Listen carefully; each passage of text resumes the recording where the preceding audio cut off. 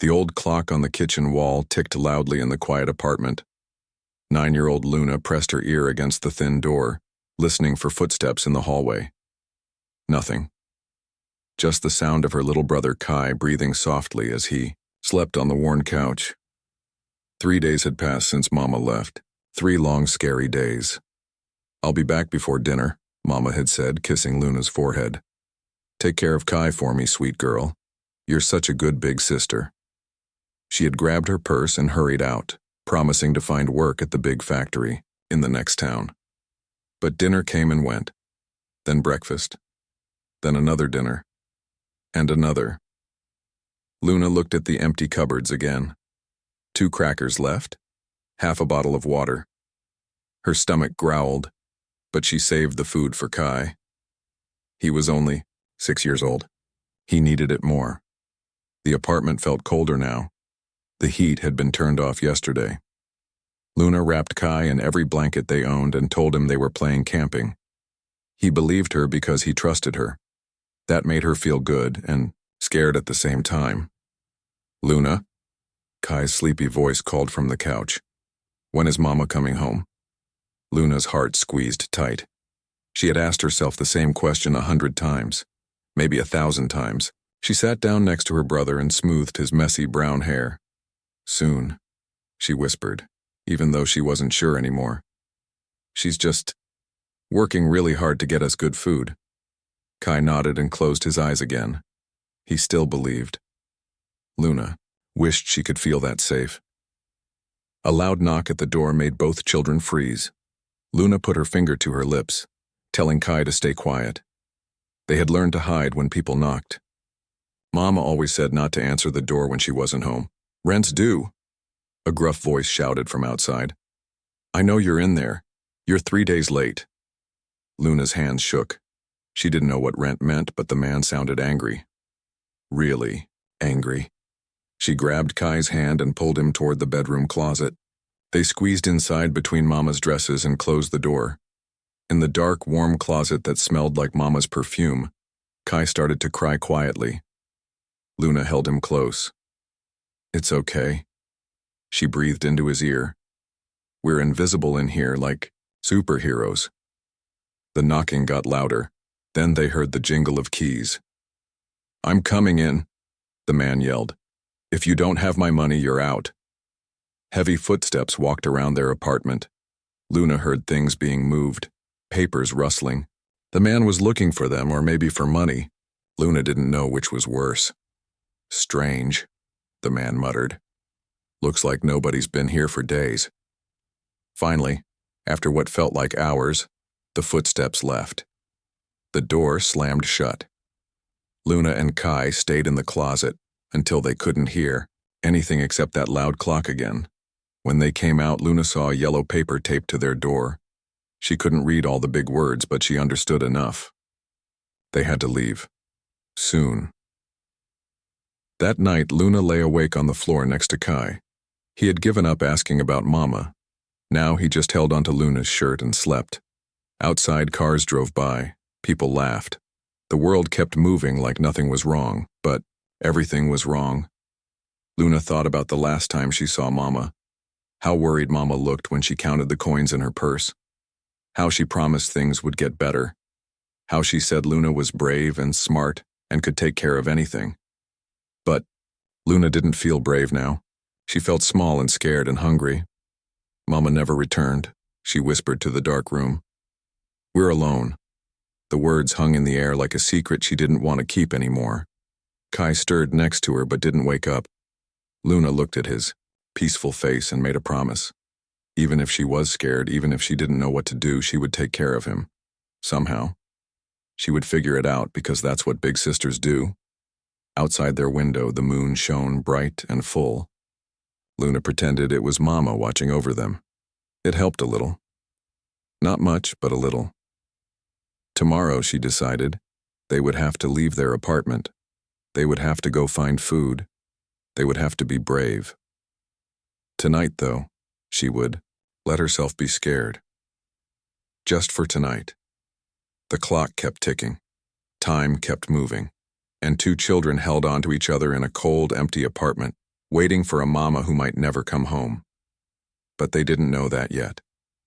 They still had hope. Small and flickering like a candle in the wind, but hope just the same. And sometimes hope is enough to get you through one more night. The garbage bin behind Miller's grocery store smelled awful, but Luna had learned to breathe through her mouth. She lifted the heavy lid and peered inside, looking for anything they could eat. A half-eaten sandwich, some fruit that wasn't too brown, anything. "I'm hungry," Kai whispered, tugging on her dirty sweater. His lips were pale and dark circles shadowed his eyes. "I know, buddy. Just wait a minute." Luna spotted a bag of bread that looked okay. She reached for it, but her empty stomach made her dizzy. She grabbed the edge of the bin to steady herself. It had been 2 days since they left their apartment. 2 days of walking around town, sleeping behind buildings, and trying to find food. Luna's feet hurt in her worn-out shoes. Her back ached from carrying their small bag of clothes. "Is someone there?" The deep voice made Luna jump. She spun around, ready to grab Kai and run. A tall man stood near a big pickup truck watching them. He wore a cowboy hat and boots that looked expensive. His face was lined with wrinkles, but his eyes seemed kind. Luna's heart pounded. Mama had always told her not to talk to strangers. But Mama wasn't here anymore. We're just looking," Luna stammered, stepping in front of Kai to protect him. The man's face softened. He took a slow step closer, moving carefully like he didn't want to scare them. "Looking for food?" he asked gently. Luna wanted to lie, to say they were fine, but her stomach growled so loudly that the man heard it. Kai's stomach answered with its own hungry rumble. "When did you two eat last?" the man asked. "Yesterday," Luna said quickly. It wasn't true. They had found some crackers the day before yesterday, but nothing since then. The man studied them for a long moment. Luna could see him taking in their dirty clothes, their thin faces, the way Kai hid behind her legs. "My name's Joe," he said. "Joe Whitethorn. I own a ranch outside town." He pointed to his truck. "I've got some sandwiches in there and juice boxes. Would you like some?" Luna's mouth watered, but she didn't move. Strangers weren't safe. That's what Mama said. But Joe did something that surprised her. He walked to his truck and brought back a brown paper bag. Instead of coming closer, he set it on the ground between them and stepped back. "Turkey sandwiches," he said. "My housekeeper, Rosa, makes them fresh every morning. I always pack too many." The smell of real food made Luna's knees weak. Beside her, Kai made a small whimpering sound. "Where are your parents?" Joe asked softly. Luna's eyes filled with tears, but she blinked them away. She had to be strong for Kai. "Our mama. She went to find work. She's coming back." The words felt hollow now, even to her. Joe nodded like he believed her, but Luna saw something change in his expression, something sad and knowing. "How long has she been gone?" "A week," Luna admitted. It felt good to tell someone the truth. Joe was quiet for a moment. Then he crouched down so he was at their level. "I lost my family too," he said quietly. "Different way, but I know what it feels like to be alone." Something in his voice made Luna trust him just a little. He didn't sound like he was lying or trying to trick them. "We're not supposed to talk to strangers," Kai whispered from behind Luna. Joe smiled. "That's smart. Your mama taught you well." He stood up slowly. "Tell you what, I'm going to sit in my truck over there. You two can eat those sandwiches if, you want. If you don't want them, that's okay too." He walked back to his truck and climbed in, but left the door open. Luna could see him looking at some papers, giving them space, but staying close enough that she felt protected somehow. "Luna." Kai tugged her sleeve. "I'm really, really hungry." Luna looked at the bag of food, then at Joe in his truck. Then, back at Kai's thin face, her little brother needed to eat. That was more important than being scared.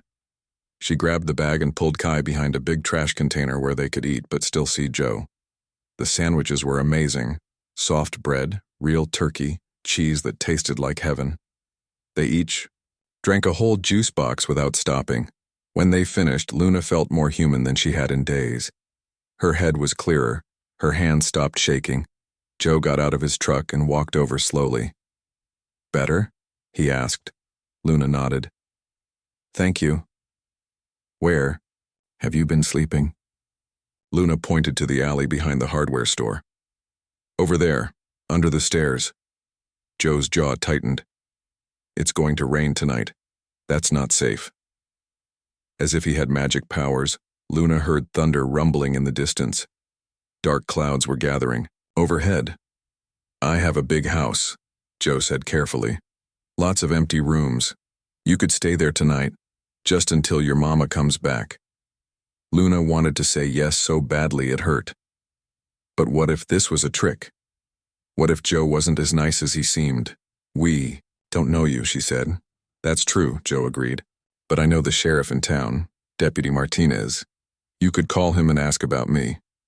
Would that help?" The fact that he offered to let them check on him made Luna feel better. Bad people probably wouldn't do that. Fat raindrops started falling.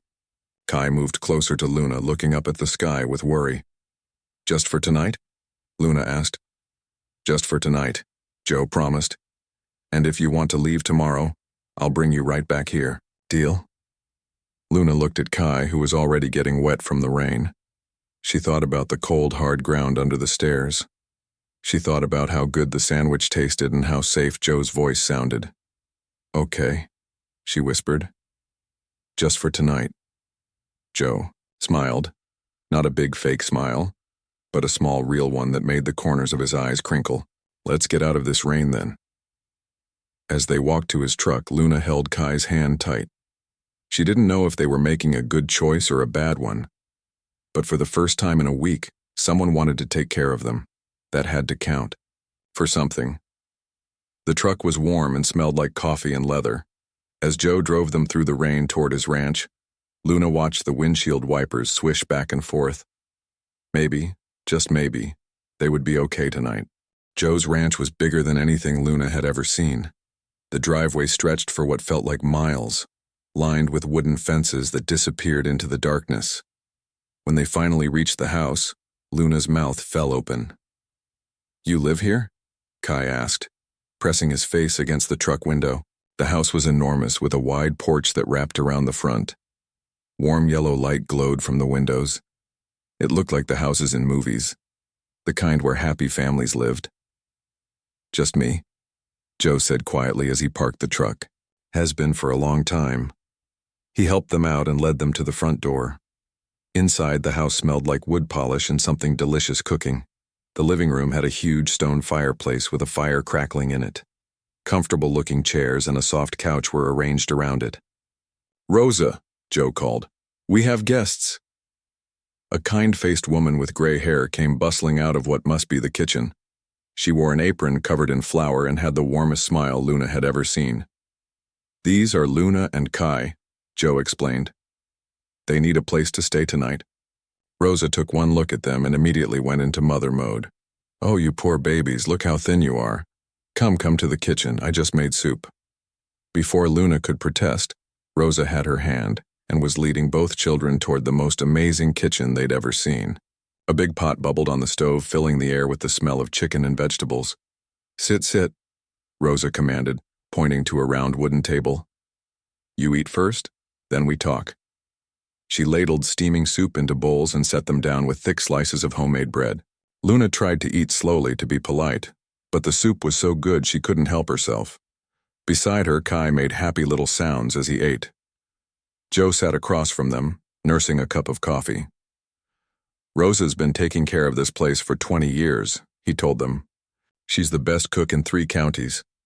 Rosa waved her hand dismissively, but Luna could see she was pleased. "These children are starving," she said to Joe. "Where are their parents?" "Their mother went looking for work," Joe said carefully. "She's been gone about a week." Rosa's expression grew serious. She and Joe shared a look that Luna didn't understand, but it made her stomach tighten with worry. After they finished eating, Joe led them upstairs. The hallway was lined with pictures. Joe with a woman and 2 little kids at various ages, at the beach on horseback, opening Christmas presents. The woman and children looked happy and loved. Luna noticed that Joe didn't look at the pictures as they walked past. "These were my grandchildren's rooms," Joe said. opening a door to reveal a bedroom with twin beds. It was decorated with horses and cowboys, clearly meant for boys. David and Michael, they don't need them anymore. Something in his voice made Luna's chest hurt. She wanted to ask what happened, but the sadness in Joe's eyes stopped her. The bathroom's right across the hall, Joe continued. Rosa put out clean towels and some clothes that might fit. They were. He cleared his throat. They were the boys' clothes, if you don't mind. We don't mind, Luna said quickly. Thank you. Joe nodded and started to leave, then paused. Luna, I called Deputy Martinez, told him about you and Kai. He's going to help us figure out how to find your mama, okay? After Joe left, Luna and Kai stared at the room in amazement.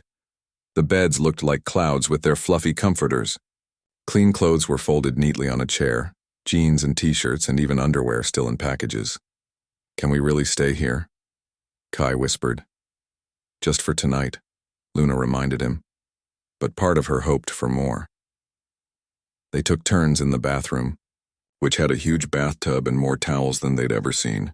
The hot water felt like heaven on Luna's skin. When she was clean and dressed in clothes that actually fit, she almost didn't recognize herself in the mirror. Kai looked like a different kid, too. His hair was clean and fluffy. His cheeks had more color. The dark circles under his eyes were already starting to fade.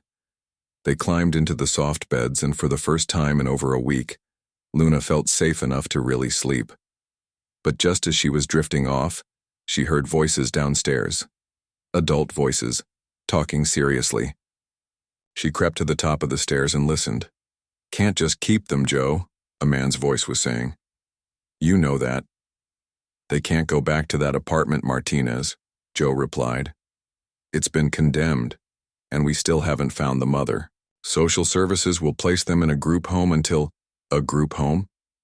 Joe's voice got sharp. They'll be separated. Look at them. They only have each other. I know you want to help, Deputy Martinez said gently, but you're not equipped for this. 2 traumatized kids? That's a lot to handle. Luna's heart sank. They were going to be sent away, probably split up. I have plenty of room, Joe said. Rosa's here to help, and maybe those kids need me as much as I need them. There was a long silence. Joe, Deputy Martinez said finally, I know you're still grieving. Don't make decisions based on that. This isn't about grief, Joe said firmly. This is about 2 children who need a home. Luna crept back to bed, her mind racing. Joe wanted them to stay. Really stay. But the deputy didn't think it was a good idea. She lay awake for a long time, listening to Kai's steady breathing and thinking about everything that had happened. A week ago, she had a mama and a home.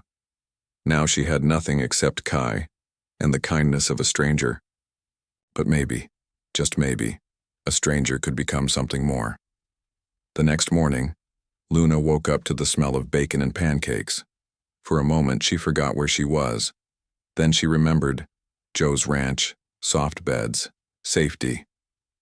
Downstairs, Rosa was making breakfast while Joe sat at the kitchen table with papers spread out in front of him. Good morning, sleepyheads, Rosa said cheerfully. Did you sleep well? Kai nodded enthusiastically, but Luna studied Joe's face. He looked tired, like he hadn't slept much. What are those papers? Luna asked. Joe looked up at her. Forms, he said honestly. Paperwork to see if you can stay here for a while, not just one night. Luna's heart jumped. Really? If you want to, Joe said. It would be temporary, until we find your mama or... He didn't finish the sentence. What if she doesn't come back? Luna asked quietly. Joe met her eyes. Then we'll figure something else out. Together. It wasn't a promise of forever, but it was hope. And right now, hope was enough. Can we stay? Kai asked, syrup from his pancakes sticky on his chin. Joe smiled, the first real smile Luna had seen from him. I'd like that very much. Outside the kitchen window, the sun was shining bright on the ranch. Luna could see horses in the distance, fields of green grass, and a big barn that looked like something from a storybook. For the first time in a week, tomorrow didn't seem scary. It seemed like possibility. 3 weeks had passed since Luna and Kai arrived at the ranch, but Luna still kept their few belongings packed in a plastic bag under her bed. Every morning she would check to make sure everything was there. Mama's photo, their birth certificates, the lucky penny Mama had given her. "We're just visiting," she would tell Kai when he asked why they couldn't put their clothes in the dresser like normal kids. "Mama will come back soon." But deep down, Luna was starting to wonder if that was true. Joe never pushed them to unpack. He never made them feel bad for being careful. Instead, he just showed them around the ranch and let them decide how much they wanted to be part of it. "These are the chickens," Joe said on their 4th day, leading them to a fenced area behind the barn. "They're not very smart, but they lay good eggs." Kai laughed as a fat red hen pecked at his shoelaces. "Can I pet one?" "Gently," Joe said. "They're tougher than they look, but they don't like rough handling." Luna watched as Joe showed Kai how to hold a chicken properly. Joe was patient and kind, never getting frustrated when Kai asked the same questions over and over. It reminded her of how Mama used to be before she got so worried all the time. "Luna, want to try?" Joe asked. Luna shook her head. "I'm okay watching." She was always okay watching. For 3 weeks she had watched Joe and Rosa and Deputy Martinez, trying to figure out if they were really as nice as they seemed. So far nobody had yelled at them or hit them or said mean things, but Luna had learned not to trust too easily. Every evening after dinner, Joe would sit with them in the living room. Sometimes he read books out loud. Sometimes they played simple card games. Sometimes they just watched the fire crackle and listened to the sounds of the ranch settling down for the night. "Tell us about the horses," Kai would say, curled up next to Joe on the big couch. Joe's face would light up as he talked about Thunder and Lightning, the 2 horses he kept in the barn. Thunder's the older one. He's gentle as a lamb but strong as an ox. Lightning's younger and more playful. She likes to show off. "Can we ride them?" Kai asked. "When you're bigger," Joe promised. "And when you've learned how to take care of them. First, horses are partners, not toys." Luna liked listening to Joe's stories, but she always sat in the chair across from the couch, close enough to hear, far enough to run if she needed to. One rainy afternoon, Rosa was teaching them how to make cookies when Luna overheard a phone conversation that changed everything. "No, we still haven't found her," Joe was saying to someone. "The police think she might have left the state. Yes, I understand the children need stability. No, I'm not planning to give up on them." Luna's hands froze in the cookie dough. Rosa noticed and gave her a concerned look. "Everything okay, mija?" "Who was Joe talking to?" Luna asked quietly. Rosa's expression grew gentle but serious. "The social worker, I think. They're still looking for your mama." That night, Luna couldn't sleep. She kept thinking about what she'd heard. What if Mama really was gone? What if she had left on purpose and never planned to come back? What if Luna and Kai were just fooling themselves? Around midnight, she heard footsteps in the hallway. Joe was checking on them like he did every night, making sure they were safe and warm. Usually, Luna pretended to be asleep. Tonight, she sat up. "Joe?" she whispered. He came to her bedside, his face full of concern. "What's wrong, sweetheart?" The word sweetheart made Luna's chest feel tight. Mama used to call her that. "Are we going to have to leave?" Luna asked. Joe sat down carefully, on the edge of her bed. "Why would you ask that?" "I heard you on the phone about Mama being gone, about us needing stability." Joe was quiet for a long moment. When he spoke, his voice was honest but gentle. "I don't know what's going to happen," he said. "I wish I could promise you that everything will work out perfectly, but I can't. What I can promise is that I'll do everything I can to keep you and Kai together and safe. What if Mama never comes back? Then we'll figure out what to do next. Together." Luna studied his face in the dim light from the hallway. "Why do you want to help us? We're not your family." Joe was quiet for so long that Luna thought he might not answer. When he finally spoke, his voice was thick with emotion. "I had a daughter once," he said. "Her name was Beth. She had 2 little boys, David and Michael. They used to visit here every summer."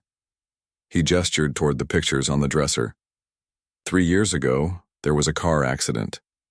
Luna's breath caught. "They died?" Joe nodded. "All 3 of them, and I thought my life was over too. This big house felt like a tomb. I didn't know what to do with myself." "I'm sorry," Luna whispered. "Thank you," Joe said. "What I'm trying to say is, I know what it feels like to lose the people you love most. And maybe you and Kai need a home as much as I need a family to take care of." Something inside Luna's chest cracked open, not broken, but like a door that had been locked for a long time, finally opening just a little. "We might be trouble," she warned. "I don't know how to live on a ranch.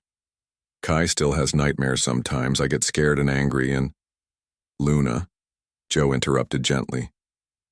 "You're 9 years old. You've been taking care of your little brother all by yourself for weeks. You're the bravest person I know." Tears started running down Luna's cheeks before she could stop them. "I don't feel brave. I feel scared all the time." "Being brave doesn't mean you don't get scared," Joe said. "It means you do the right thing, even when you are scared." For the first time since arriving at the ranch, Luna let herself really cry. All the fear and sadness and worry she'd been holding inside came pouring out. Joe didn't try to stop her or tell her everything was okay. He just sat with her and let her feel what she needed to feel. When the tears finally stopped, Luna felt empty but somehow lighter. "Joe?" she said quietly. "Yeah? Can you teach me how to take care of the horses?" Joe smiled. "I'd love to." The next morning, Luna woke up to find Kai already dressed and bouncing with excitement. "Joe said we can help feed the horses," he announced, "and maybe learn to brush them." For the first time in weeks, Luna didn't check on their packed bag before getting dressed. Outside, the morning air was crisp and sweet. Thunder and lightning whinnied when they saw Joe approaching with buckets of feed. Luna was nervous, but she let Joe show her how to measure the grain and pour it into the feeding troughs. "They're so big," she breathed, watching Thunder's massive head dip down to eat. "But gentle," Joe said. "Here, let Lightning smell your hand." Luna held out her palm, and the younger horse snuffled at it with her soft nose. Luna giggled despite herself. "She likes you," Joe observed. "How can you tell? She's not trying to eat your fingers for one thing." Kai burst into laughter, and even Luna had to smile. As they walked back to the house for breakfast, Luna realized something had changed. The ranch didn't feel like a place they were visiting anymore. It felt like home. That evening, after dinner and stories and the usual bedtime routine, Luna made a decision. While Kai was brushing his teeth, she went to their room and picked up the plastic bag from under her bed. Slowly, carefully, she took out their few clothes and put them in the dresser drawers. She placed Mama's photo on the nightstand where she could see it every morning. The lucky penny went in the top drawer, safe but not hidden. When Kai came back from the bathroom, he saw what she was doing and grinned. "Does this mean we're staying?" he asked. "For now," Luna said. "We're staying for now." It wasn't forever, but it was a start. And sometimes, Luna was learning, a start is all you need. 6 months had passed since that rainy night when Luna and Kai first arrived at Joe's ranch. Spring had turned to summer, and now the leaves were starting to change colors again.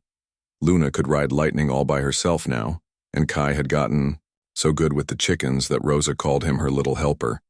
But on this particular Tuesday morning, everything was about to change again.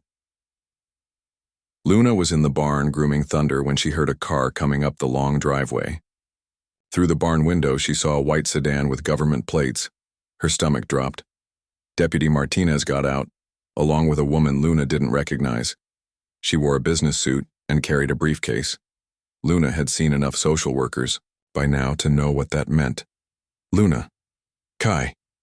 Joe's voice called from the house. "Can you come inside, please?" Luna's hands shook as she put away the grooming brush.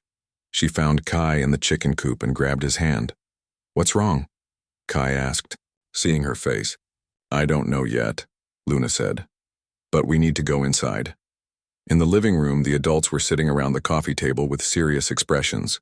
The woman in the suit, Mrs. Chen, she introduced herself, had papers spread out in front of her. Luna, Kai, Joe said gently. Please sit down. We have some news about your mama. Luna's heart pounded so hard she could hear it in her ears. She held Kai's hand tight and waited. We found her, Deputy Martinez said quietly. For a moment, Luna couldn't breathe. Is she okay? Mrs. Chen leaned forward with a kind but sad expression. She's alive, honey, but she's been struggling with some problems. She's in a treatment center now getting help. What kind of problems? Luna asked, even though part of her already knew. She's been using drugs, Mrs. Chen said gently. It's a sickness, not something she chose. But it means she can't take care of you right now. Kai started crying quietly. Luna felt numb, like the words were happening to someone else. When can we see her? Luna asked. Not for a while, Mrs. Chen said. She needs to focus on getting better. That could take a long time. How long? Kai whispered. We don't know, sweetheart. Maybe months, maybe longer. Luna looked at Joe, trying to read his face. Was he relieved? Sad? Did this mean they would have to leave? What happens to us now? Luna asked the question she was most afraid to hear answered. Mrs. Chen glanced at Joe, then back at the children. Well, that's what we're here to discuss. Joe has asked to become your official guardian. That means you would stay here while your mama gets better. And if she doesn't get better? Luna had learned to ask the hard questions. Then we would look at making the arrangement permanent, Mrs. Chen said. But that's a long way off. Now we're just talking about guardianship. Joe spoke up for the first time since they'd sat down. Luna, Kai, I want you to know. This is only if you want to stay. Nobody's going to force you to do anything. Luna looked around the room. At Rosa, who had tears in her eyes. At Deputy Martinez, who had become like an uncle to them. At Joe, who had given them a home when they had nowhere else to go. Then she looked at Kai, who was staring at her with complete trust. Whatever she decided, he would go along with. Can we think about it? Luna asked. Of course, Mrs. Chen said. Take all the time you need. After the adults left, Luna and Kai sat on the porch swing, watching the horses graze in the pasture. Joe and Rosa were in the kitchen, giving them space to talk. I miss Mama, Kai said quietly. Me too, Luna admitted. Even though she was sick, even though she left us, I still miss her. Do you think she'll get better? Luna thought about all the times Mama had promised to stop drinking, to stop staying out all night, to stop bringing scary people to their apartment. All the promises she couldn't keep. I hope so, Luna said honestly, but I don't think we can wait for her anymore. Kai nodded solemnly. Joe takes care of us. Yeah, he does. And Rosa makes good cookies. She does. And I like the chickens. I know you do. Kai was quiet for a minute. Then he said, Do you think Mama would be okay if we stayed here, even if she gets better? Luna thought about it. Before Mama got sick, back when Luna was little, Mama used to say that all she wanted was for her children to be safe and happy. Maybe this was what she would want. I think she would understand, Luna said finally. That evening at dinner, Luna spoke up during the usual conversation about the day's activities. Joe, she said, we want to stay. We want you to be our guardian. Joe's face lit up like Christmas morning. Are you sure? We're sure, Kai said, grinning. Can I call you Grandpa, Joe? Joe's eyes filled with tears. I would love that more than anything. Rosa clapped her hands together. Oh, this is wonderful. We'll have to celebrate. The paperwork took another month to complete. There were meetings with social workers and court appearances and forms to fill out. But finally, on a crisp October morning, they all stood in a courthouse while a judge made it official. Joe Whitethorn, the judge said.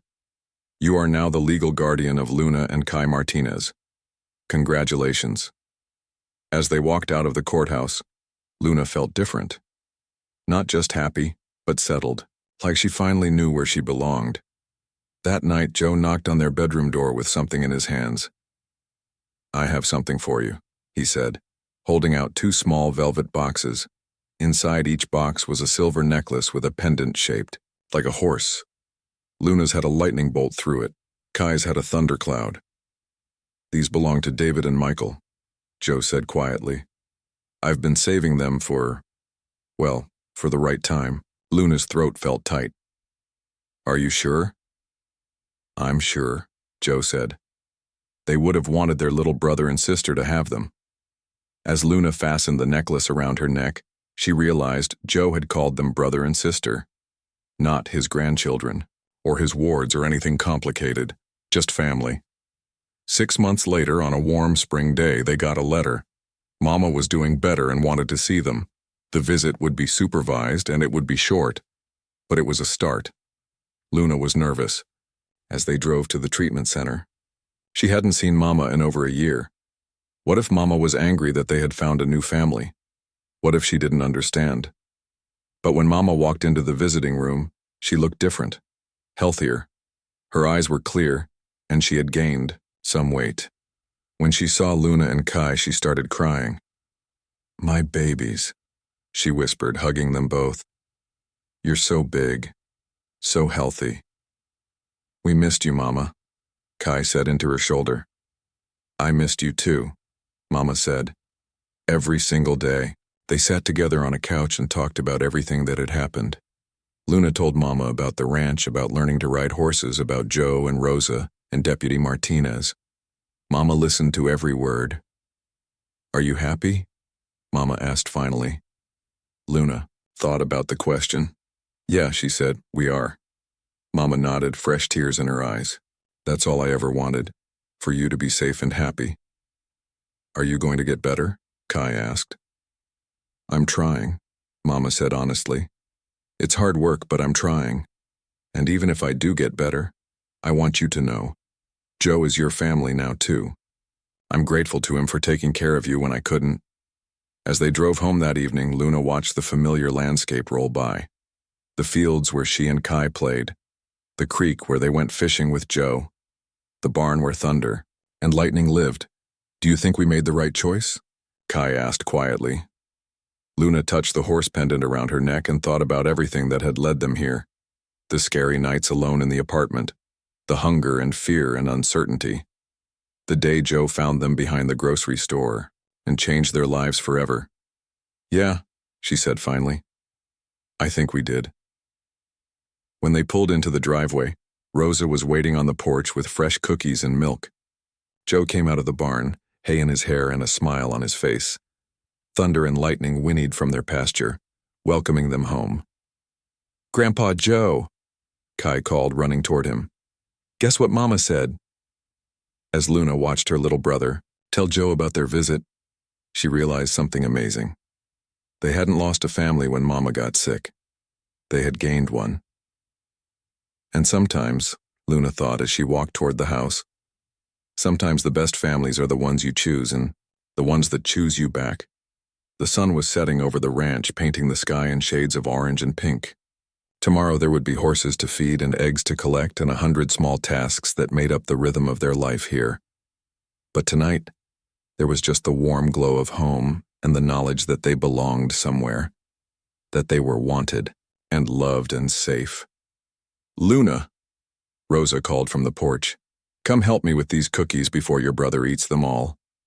Luna grinned and ran toward the house, toward the light and warmth and laughter that waited inside. She was home,